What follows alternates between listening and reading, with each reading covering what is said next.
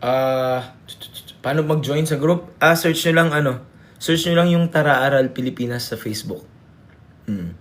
Tapos makaka-join na kayo sa GC nun after. Word problem, yes, meron tayong tatakal na word problem maya-maya. Okay? So pagdating sa radicals, anong gagawin natin? Ang 50, ano bang factors ng 50? 25 times 2, di ba? Isulat natin siya such that meron kang sakto na pwede mong ilabas mamaya. Tapos itong x raised to 4, ano to? Parang ano lang naman yan, di ba? X raised to 2, x raised to 2. Tama? Kasi yun yung principle ng square root. Tapos yung y raised to 15, pag inisip mo, ano lang yan? Para yung y raised to 7, y raised to 7, y raised to 1. Sir, paano mo inisip na 7, 7, 1? Kasi nga, concept ng square root. So, humisip ka ng dalawa na pareho. Tapos, syempre, huwag mong kakalimutan yung butal. Okay? Correct, perfect square. So, ngayon, anong mangyayari dito? Anong square root ng 25? Diba yun ay 5? Okay? Tapos, itong 2 matitira sa loob. Okay? Next, yung x squared, ilalabas, itong x squared times x squared, pag nilabas ko siya, ano na siya? X squared na lang siya. Tama? Tapos, itong y raised to 7 times y raised to 7, kapag nilabas ko siya, isang y raised to 7 na lang yan. Okay? So, may matitira akong y sa loob, which is, isusulat ko ulit pabalik. So, the answer is letter, ano yan? 5x squared y raised to 7 squared of 2y. Letter A. Okay, good answer yun. Sa 50 pa lang, magkakaroon na kayo ng Q dito eh. Square root of 50 pa lang, magkakaroon na kayo ng Q na ang sagot niyan is 5 na mayroong matitirang 2 sa loob. So, letter A na kagad. Okay? May question na, bakit daw nilabas? Bakit ba nilalabas? Sige, pasimplihin natin ang concept ng square root ha, kasi may variables na yan. Ganito ang square root. Ano ang pinakasimpleng square root na alam nyo? Square root of 4, tama ba? Square root of 9. Ang square root of 4 ay 2 times 2. Tama? So, dito yan ang galing. Sa kada dalawa, ilalabas mo yung isa lang.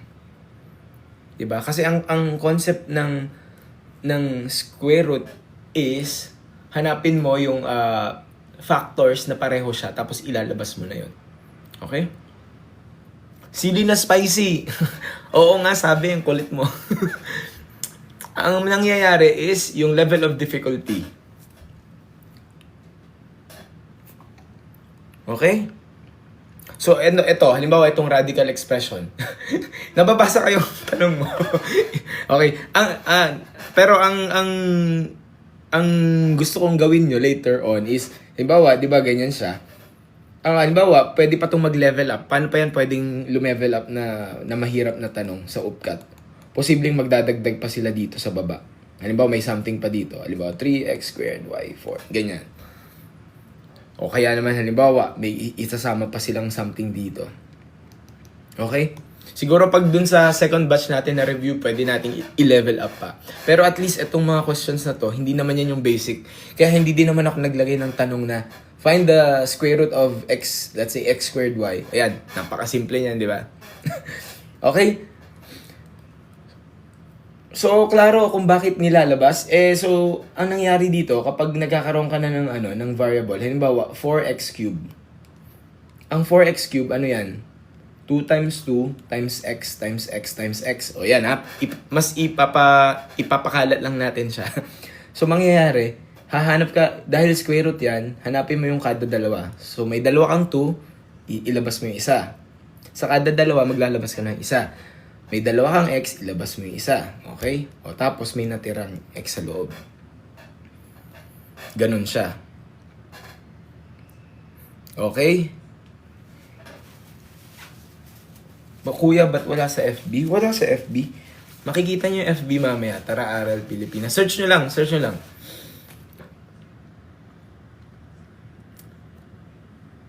Bigla naglalag pag pinapakita na solution. Ano ba TikTok? What day and time? Yung bukas, magti 3 to 5 ulit tayo. Okay? move on na tayo sa next ha. Exponential function. Okay, find the solution of 27 raised to 3x plus 3 equals 81 raised to 2x minus 1. Yes, yung private group. Yung day 3 tomorrow, then yung another batch siguro mag-review tayo ng mga, ano na ba ngayon, May? Siguro June or June-July. June-July magsaset ulit ako ng parang 3 days ulit na review. Tapos gagawa ako ng another set ng reviewer na ganito din pero i-level up pa natin yung yung questioning, 'di ba? Para at least may another practice. So abangan niyo. At least ito meron na kayong parang wave 1 ba. And then tingnan niyo after some time pagdating ba ng June, July na mag-review tayo ulit, kaya pa rin ba ng utak? Hopefully, sana. Sir, 5 days. Kaya niyo talaga ng 5 days? Sige, tingnan natin. Okay, letter, ano yung sagot nyo dito? Yes, isend natin yung PDF. YouTube, JP Penuliar. 3 to 5 p.m. bukas. Okay, paano natin sasagutan to? Ang gagawin nyo lang dyan is, kailangan magkapareho yung base. Kung hindi kayo familiar sa prime factors, isa yun sa mga basic ng elementary math, diba? Meron akong basic math crash course na nasa YouTube. Spend time to review that kung feeling nyo mahina kayo sa elementary math. Prime factorization, GCF, LCD, fractions, addition, subtraction, multiplication, division, decimals, percentage, mga interest discount. Meron akong one playlist sa YouTube na basic math crash course. So kung be honest sa sarili nyo kung alam nyo mahina kayo sa elementary math, ang suggestion ko, magbigay kayo ng time for that. Siguro kahit isang araw, matatapos nyo yung 10 videos nun or maybe 2 days. Kasi nga, yung algebra, sa totoo lang, elementary math lang din naman yung pinanggalingan yan Nagiging mukha siyang mahirap kasi may mga variables na. Pero tignan nyo, lahat ng dinidiscuss natin, from time to time may susulpot na decimal, may susulpot na fraction. 'Di ba? So, kung poor yung foundation nyo, which is kung ganun man yung case, okay lang yan. Walang problema kung nandyan na kayo, di ba? Na poor yung foundation. Then spend time. Be honest sa sarili nyo na, sir, mahina ako sa fraction. Mahina ako sa decimal. Kailangan ko mag-review. So gumawa ako ng basic math crash course. Hopefully, that can help. So ang gagawin natin dito, isipin natin yung prime factors ng 27. Ano ba ang 27? Ang 27, katumbas lang yan ng 3 cube. Tama ba? 3 cube. So ngayon, itong 27, naka-raise daw yan sa 3x plus 3. Okay?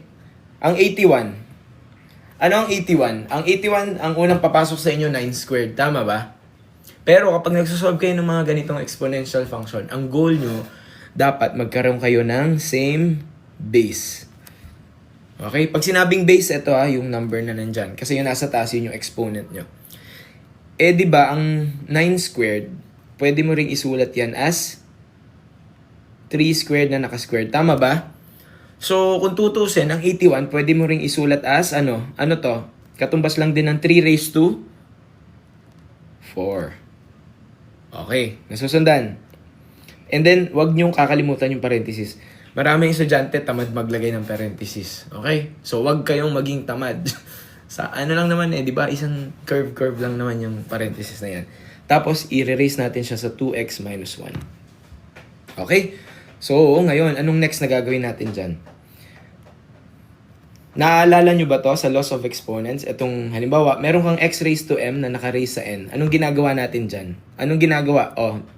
Fundamentals ng laws of exponents. Anong ginagawa mo pag meron kang x raised to m na naka-raise sa n? Multiply exponents. Correct. So, magkakaroon ako ng x raised to mn. Tama ba? Okay, good. Okay, multiply. Okay, so ngayon, yun yung i-apply natin na laws of exponents dito. So, dito muna tayo sa left side. 3 raised to, 3 times 3x, 9x, 3 times 3, positive 9, equals 3 raised to 4 times 2x is 8x. 4 times negative 1 is minus 4. Okay? Ang gagawin nyo dyan, kapag same base na, pwede nyo na itong i-cancel. And then, focus on the exponents. Tapos, meron na kayong isosolve na parang normal na equation na lang. Nakuha? So, lipat. Wala. 8x to. So, lipat. Magkakaroon ako ng 9x minus 8x equals negative 4. Ito naman lipat din. Minus 9. So, x is equal to negative 13. Letter C. Okay? So, kita nyo, maikli lang yung solution. Pero, magagawa mo lang yan kung familiar kayo na, kapag may exponential function na ganitong question, ang goal ko maging same yung base. Okay? Anong FB page? Tara Aral Pilipinas. Klaro tayo dito. And then, sir, paano kung hindi ko kayang sagutan yan ng ganyan? Pwede ba ang gawin ko, i-substitute ko isa-isa? Pwede. Pero, sa case na to, tingin ko magiging prone siya sa error. Tapos magkakalito-lito pa kayo. Okay? Klaro sa atin kung paano nasagutan itong number 24?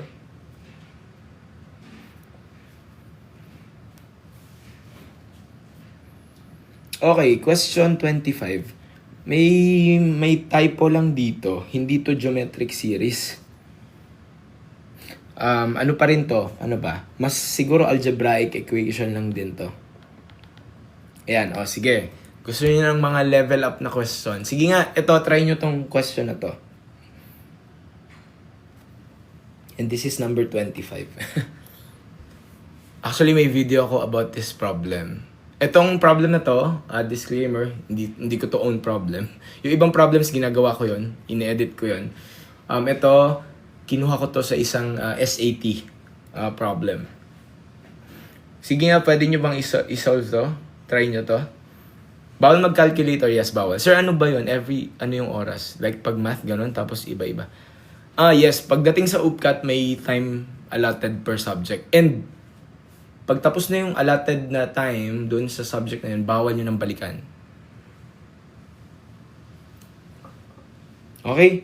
So, 8M to N.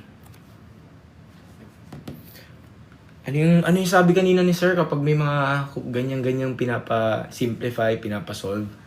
Gumawa kayo ng paraan na magkaroon ng parehong base. Okay? Ano ang 8? Ito 2 raised to n, ang 2, actually prime factor na siya, di ba? So, babalik kayo sa concept ng prime factors. Yung 8, hindi pa yan prime number. Yan ay composite number. Pero ang 8, kaya nating isulat as, ano ang 8? Ang 8, pwede kong isulat as what?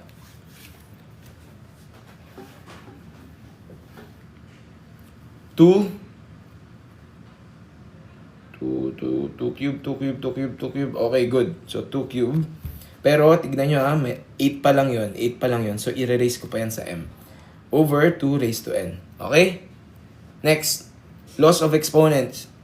Ano ang mangyayari dito? 2 raised to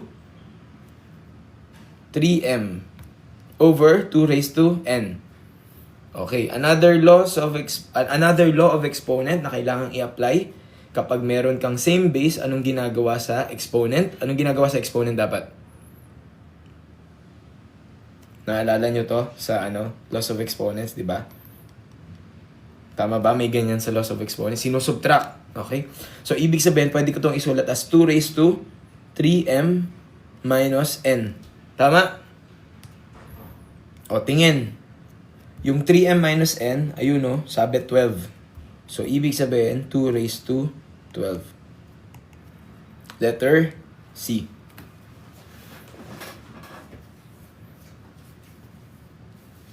Okay? Klaro to? Klaro tong number 25?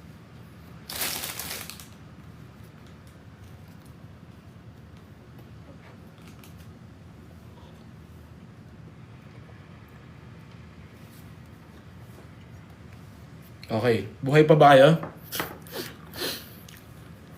Di ba madadali pa lang? Madali lang naman lahat, di ba?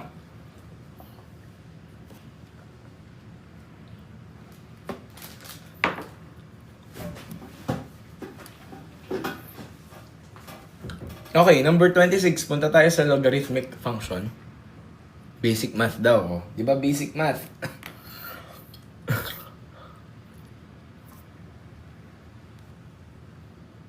Okay, pagdating sa logarithmic function, tingin ko ang concept na kailangan nyo lang tandaan is ganito.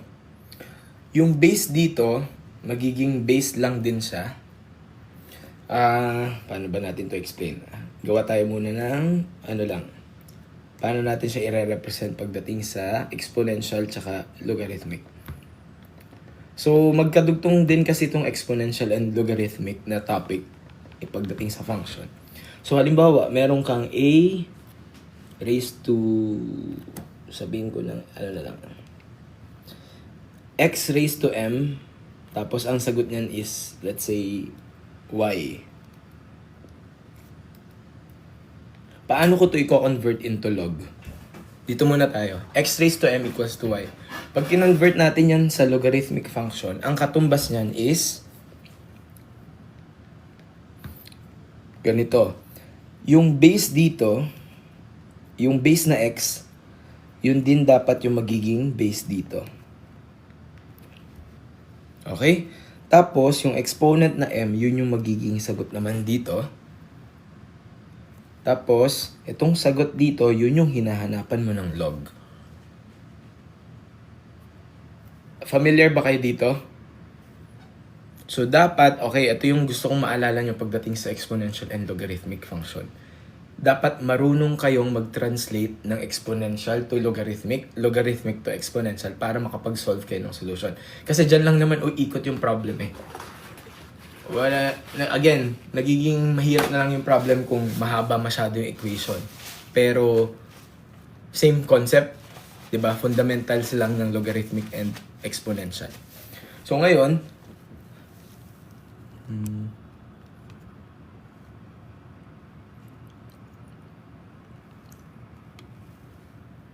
okay, yan. So, ngayon, pagdating dito, anong gagawin ko? I-rewrite ko yan into exponential function. So, anong mangyayari? 2 raised to negative 3. Tama? Yung base, yun yung magiging, itong base na to, ito yung magiging base ng exponential na format natin. Tapos, yung sagot dito, yun yung magiging exponent. And then, yung hinanapan ng log, yun yung sagot dito. Okay? Basta alam nyo tong pagta-translate na to, kaya nyo na siyang ma-solve. And then, isolve na natin ito.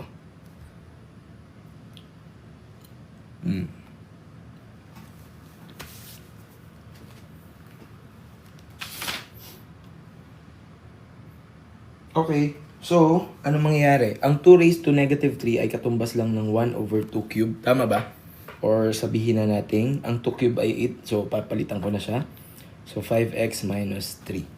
Okay? And then, pwede nyo gawin dito is kahit mag-cross multiply na lang kayo. So, 1 equals 8 times 5x minus 3. So, meron kang 1 equals 40x minus 24. Okay, tapos lipat natin to.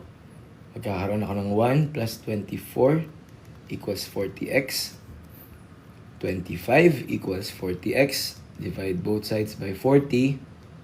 So, ano ang 25 over 40? Lowest term natin to.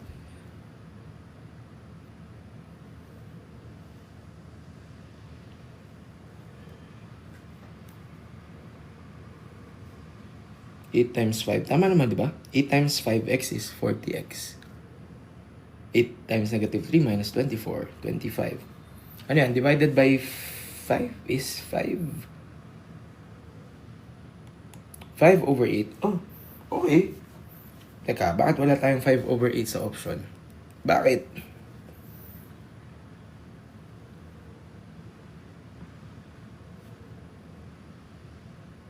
Okay. So, wala. Tama, di ba? Wala. Okay, so di 5 over 8. Oh, wala sa options. Pero 5 over 8 ang ating sagot. Okay? Tignan nyo nga kung may mali tayo sa solution. Wala naman, di ba? 2 raised to negative 3. Okay, tama. Tapos, equals 5x minus 3. Tama din. 1 over 8 equals 5x minus 3. And then, solve.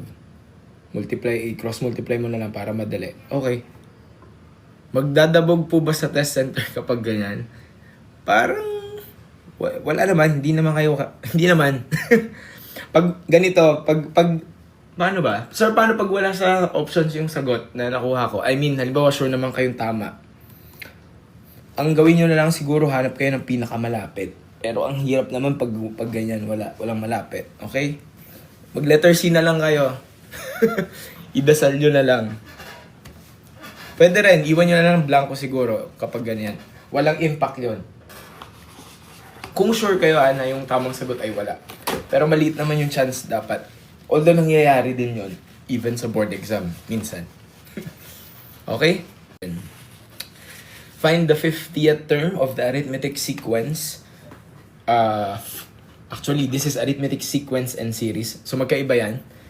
Sequence 4, 11, 18, 25, 32 and find its sum from 1st to 50th term. So definition of terms lang tayo para clear sa inyo. Sir, sequence series, pag pinakinggan ko yung words na yan, mukhang pareho lang naman yan eh. Kapag sinabi nating sequence, ito yung mismong mga ito yung mga data points mo. Kumbaga itong mismong mga numbers na yan. Yan yung sequence. Okay? Yang 4, 11, di ba? Pero pag sinabi mong series, ito yung sum. Sum to ng mga numbers na nandun sa sequence mo. Okay? So, ang isang way dito, kung hindi nyo sa ulo ang formula is, tsagain nyo yan, ilista nyo yan, hanapin nyo yung pattern, ilista nyo hanggang sa makarating kayo sa 50th term. Pero baka pag dumating yung oras na yun, sobrang ubos na yung oras nyo. So, talagang mas okay kung sa ulo nyo yung formula. So, ang formula nyo lang lagi is a sub n equals a sub 1 plus difference times n minus 1. So, ang suggestion ko sa uluhin nyo to ha. Yes, i-upload natin to mamaya sa YouTube. A sub n equals a sub 1 plus difference times n minus 1. Ang a sub n, ito yung hinahanap mo na term. So, ang hinahanap dito is 50th term. So, gagawin ko dito is a sub 50. Okay? And then, ang a sub 1 is your first term. Anong first term natin dito? 4. Plus, difference. Ang ibig sabihin ng d-difference. Paano sir nakahanap yung difference? Ang difference, i-check mo lang yung agwat nitong dalawa. Okay? 11 minus 4 is 7. 18 minus 11 is 7. So, 7 lang lahat ng agwat. Okay? So, 7, sulat ko yung 7, times n minus 1. Ano yung n natin na hinahanap? 50, diba? So, 50 minus 1. So, solve ko na to.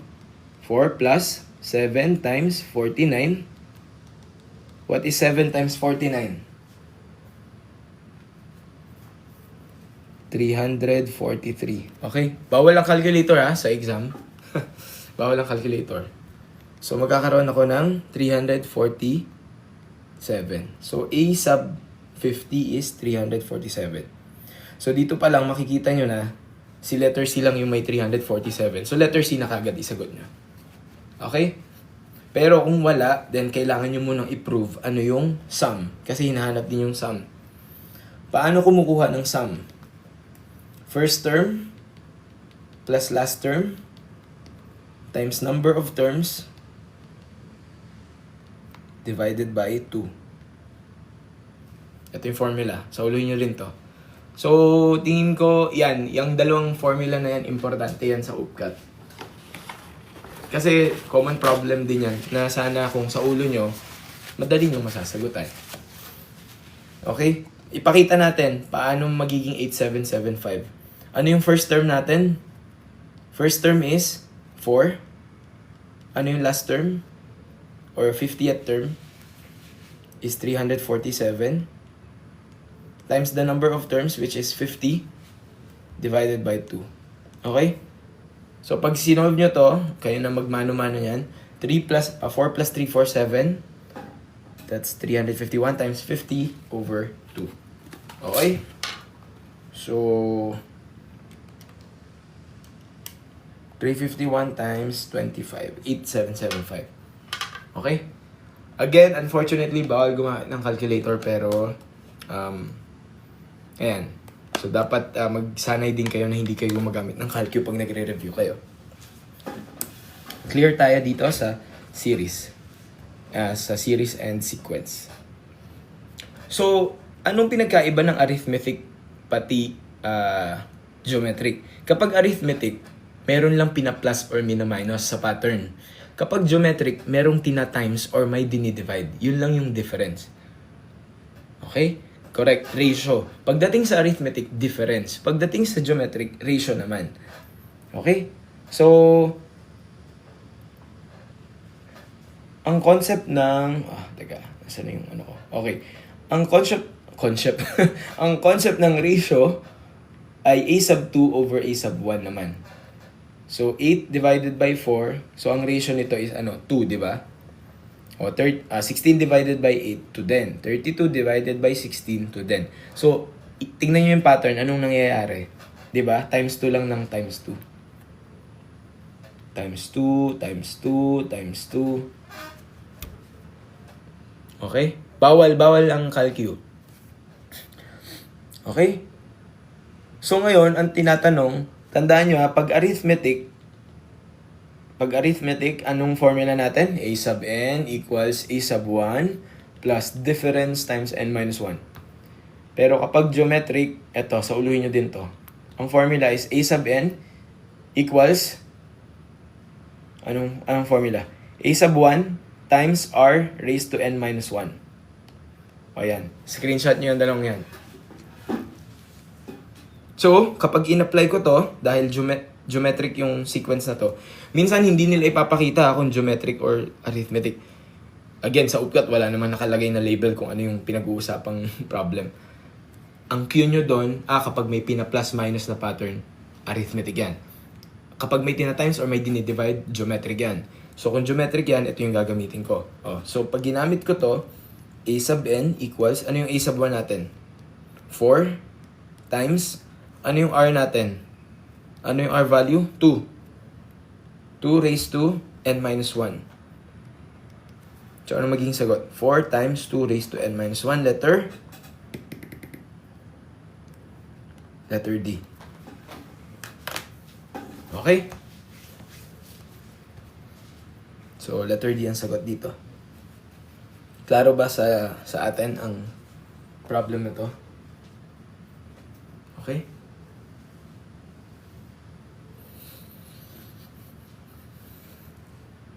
Clear?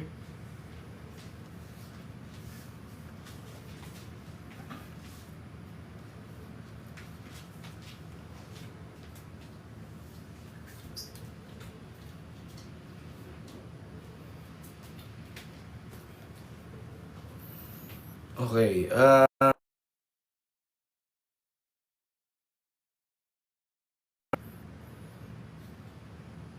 parang online class yung atake. Pero, may naiintindihan ba kayo? Sana may naiintindihan kayo. Kahit na free review lang ito. Meron ba?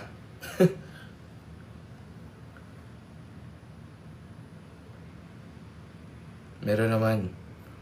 Okay, good. May nagtanong, sir, paano yung geometric series?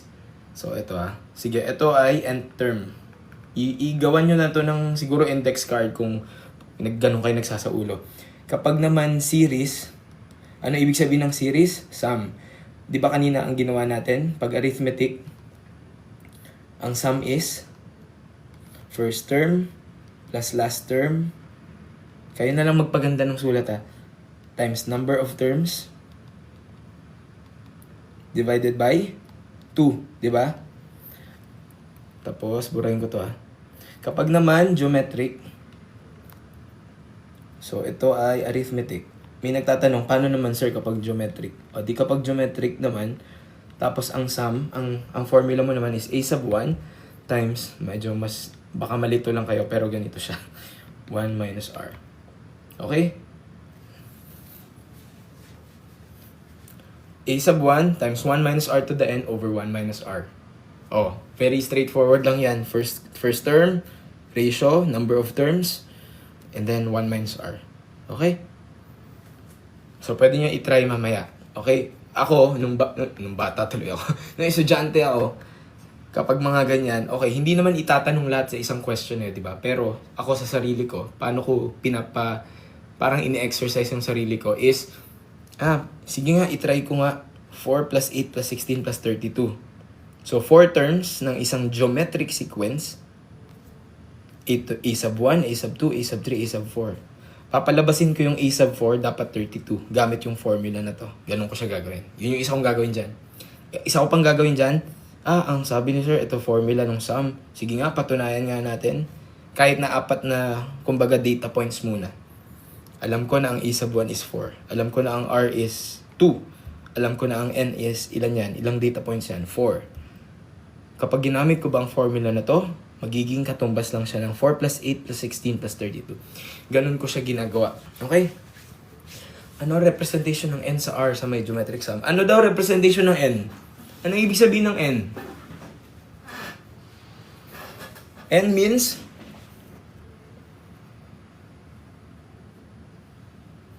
number of terms. N means number of terms. Diba? Kung geometric na sum, which is geometric series, ibig sabihin, halimbawa, tinatanong, ano yung sum ng first 50 terms? O di hanggang 50th term ka, ang n mo is 50. Okay?